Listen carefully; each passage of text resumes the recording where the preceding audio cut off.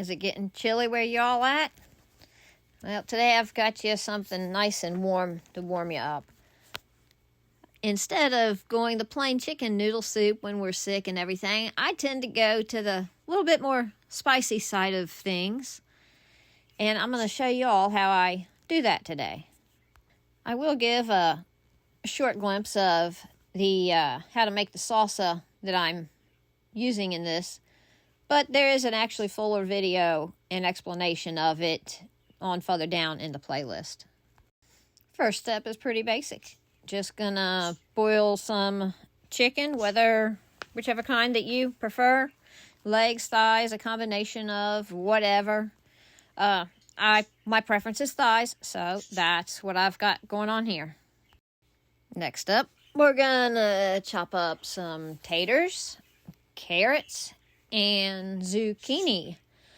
You can use whichever vegetables that you do or don't like, but these are what we have on hand. I've added in okra from the garden or whatever floats your boat. Just something that give you something a little more than just plain chicken in there.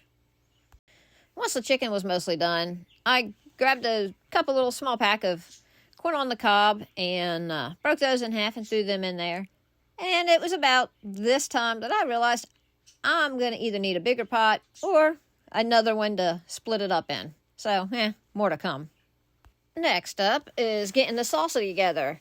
I boiled the dried peppers and going to put them in the small blender that I've got with some onion.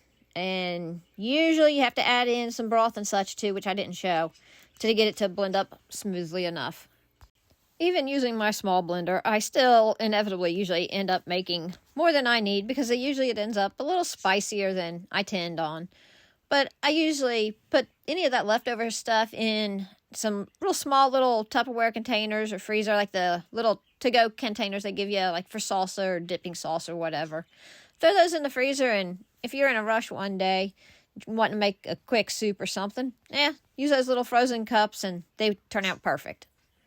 And because of the spiciness and the misjudging of the size of the pot that I needed, I have them split into two separate pots. One I actually put a lot less salsa in hopes that my mom would try it, but she was still pretty scared of it just because she actually tried to taste the salsa directly from the blender container. So she wasn't feeling too spicy that day. So anyway, great thanks to my mom always for letting me borrow her kitchen. It's much cleaner and bigger than mine. And with that, as always, for everyone, much love, many prayers, and shalom always.